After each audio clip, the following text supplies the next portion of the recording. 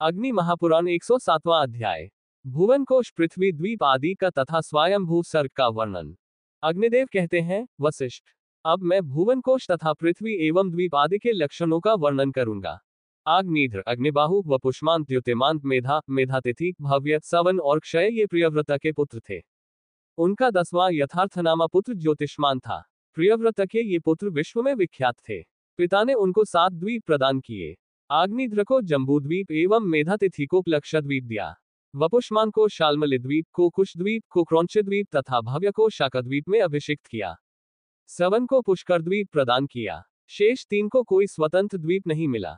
आग्निध्र ने अपने पुत्रों में लाखों योजन विशाल जम्बूद्वीप को इस प्रकार विभाजित कर दिया। नाभि को हिमवर्ष, आधुनिक भारतवर्ष प्रदान किया। किमपुरुष को हेमकूटवर्ष, हरिवर्ष को नैषधवर्ष, इलावृत को मध्य भाग में मेरु पर्वत से युक्त इलावृत वर्ष, रम्यक को नीलाचल के आश्रित रम्यक वर्ष, को श्वेतवर्ष एवं कुरु को उत्तर कुरुवर्ष दिया। उन्होंने भद्राश्व को भद्राश्व वर्ष तथा केतुमाल को मेरु पर्वत के पश्चिम में स्थित केतुमाल वर्ष का शासन प्रदान किया। महाराज प्रियव्रत अपने पुत्रों को उपर्युक्त द्वीपों में अभिषिक्त करके वन में चले गए। वे नरेश शालग्रामक क्षेत्र में तपस्या करके विष्णुलोक को प्राप्त हुए।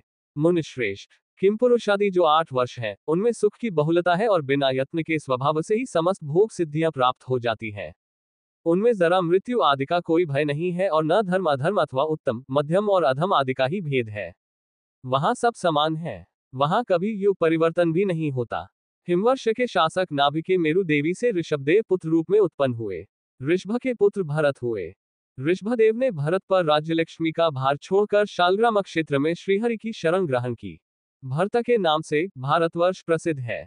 भरत से सुमति हुए। भरत ने सुमति को राज्यलक्ष्मी देकर शालग्रामक क्षेत्र में श्रीहरि की शरण ली।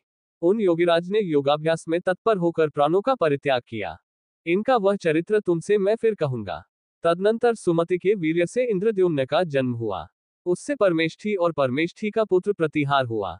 प्रतिहार के प्रतिहता, प्रतिहता के भव, भव के उद्गीत, उद्गीत के प्रस्तार तथा प्रस्तार के विभु नामक पुत्र हुआ।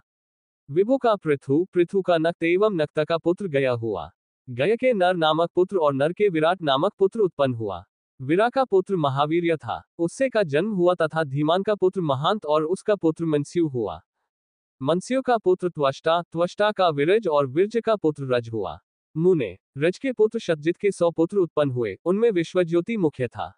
उनसे भारतवर्ष की अभिवृद्धि हुई। कृत त्रेतादि युगक्रम से ये स्वयंभू मनु का वंश माना गया है। इस प्रकार आदि आग्नेय महापुराण में भुवन कोश तथा पृथ्वी एवं द्वीप आदि के लक्षण का वर्णन नामक 107वां अध्याय पूरा हुआ।